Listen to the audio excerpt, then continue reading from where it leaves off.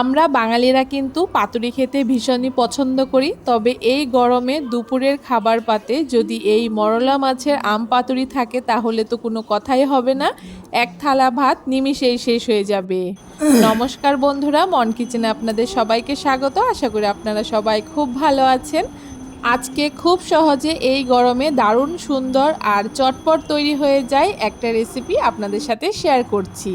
আজকে আমি মোরলা মাছের আম পাতুরি তৈরি করে দেখাবো। তার জন্য পরিমাণ মতো মোরলা মাছ নিয়ে নিয়েছি আর মাছটাকে খুব ভালো করে ধুয়ে পরিষ্কার করে নিয়েছি।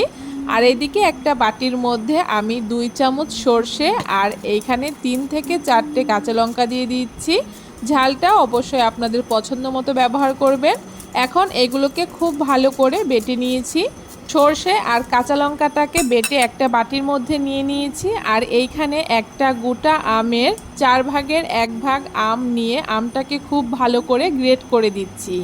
খুব বেশি আম ব্যবহার করব না, তাহলে কিন্তু টকটা একটু বেশি হয়ে যাবে। আপনারা আপনাদের পরিমাণ মতো আমটাকে ব্যবহার করবেন। তারপর এখানে আমি 1 চামচ কাসুন্দি দিয়ে দিচ্ছি। কাসুন্দিটা কিন্তু অবশ্যই ব্যবহার করবেন, তাহলে কিন্তু এই পাতুরিটা খেতে আরও বেশি ভালো লাগে। পরিমাণ মতো নুন, হলুদ আর তার সাথে 2 চামচ মতো নারকেল কুড়া দিয়ে দিয়েছি। আর এখানে টকটাকে ব্যালেন্স করার জন্য 1/2 চামচ চিনি দিয়ে দিয়েছি। তার সাথে 2 থেকে 3 চামচ মতো সর্ষের তেল দিয়েছি। তেল দেওয়ার ভিডিওটা আমি রেকর্ড করতে পারিনি। এখন সব কিছু একসাথে খুব ভালো করে মিশিয়ে নিয়েছি। আর তারপরে আগে থেকে ধুয়ে পরিষ্কার করে রাখা মোরলা মাছগুলোকে জল ঝরিয়ে দিয়ে দিচ্ছি। এখন খুব ভালো করে প্রথমে চামচ দিয়ে একটুখানি মিশিয়ে নিচ্ছি আর তারপরে হাত দিয়ে একটুখানি ভালো করে মাখিয়ে নিচ্ছি। এই মাখাটা যতটা ভালো হবে পাতুরির টেস্টটাও কিন্তু ততটাই ভালো হবে। তাই এই মাখাটা একটু সময় নিয়ে মাখিয়ে নিতে হবে। সব কিছু খুব ভালো করে মাখিয়ে নেওয়ার পরে এখন 10 মিনিট আমি এটাকে ঢাকা দিয়ে রেখে দেব।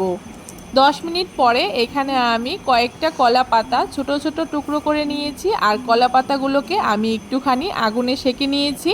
এতে কলা পাতাগুলো একদম নরম হয়ে যাবে আর পাতুরিগুলো যখন ভাজ করব কলা পাতা কিন্তু একদম ফেটে যাবে না।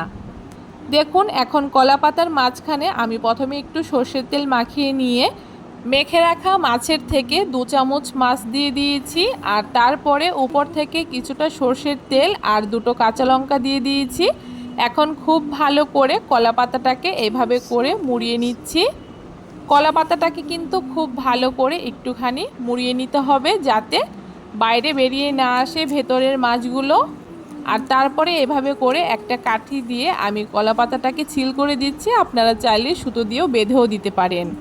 একই রকমভাবে আরও একটা পাতুরি আমি আপনাদেরকে দেখিয়ে দিচ্ছি কিভাবে তৈরি করতে হবে। আপনারা কিন্তু একবার দেখলেই খুব সহজে এই পাতুরিগুলো তৈরি করে নিতে পারবেন। আর এই পাতুরিটা গরম ভাতের সাথে খেতে দারুণ লাগে। পাতুরিগুলো আমার সবগুলো তৈরি করে নেওয়া হয়ে গেছে। এখন পাতুরিগুলো ভাজার জন্য একটা তাওয়ার মধ্যে সামান্য একটু সর্ষের তেল দিয়ে দিয়েছি।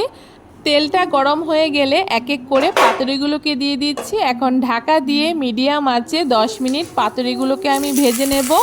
আর 10 মিনিট পরে দেখুন একটা পাশ কিন্তু খুব সুন্দর লাল হয়ে গেছে। এখন অপর পাশটাও আমি উল্টে দিচ্ছি। আর এভাবে করে উল্টে দিয়ে অপর পাশও আমি মিডিয়াম আঁচে 10 মিনিট ভেজে নেব। আমি এইখানে পাতুরিগুলোকে ভেজে নিয়েছি, তবে আপনারা চাইলে কিন্তু এই পাতুরিগুলো ভাপিয়েও নিতে পারেন। দেখুন, ঢাকা দিয়ে আরও 10 মিনিট আমি পাতুরিগুলোকে ভাপিয়ে নিয়েছি। আর দেখুন পাতুরিগুলো আমার একদম তৈরি হয়ে গেছে। একটা পাতুরি আমি আপনাদেরকে খুলে দেখাচ্ছি এর ভেতরটা কতটা সুন্দর হয়েছে।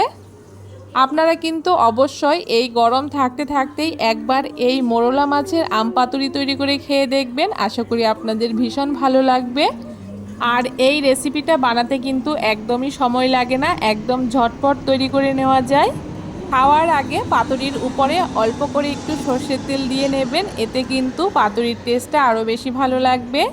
কেমন লাগলো আজকে খুব সহজ পদ্ধতিতে দারুণ সুন্দর এই মোরলা মাছের আম পাতুরির রেসিপি অবশ্যই কমেন্ট করে জানাতে ভুলবেন না। ভিডিওটা ভালো লাগলে অবশ্যই সবার সাথে শেয়ার করে দেবেন। আর আমার চ্যানেলের যদি নতুন বন্ধু হয়ে থাকেন অবশ্যই আমার চ্যানেলটাকে সাবস্ক্রাইব করে দিয়ে পাশে থাকা বেল আইকনটি প্রেস করে দেবেন।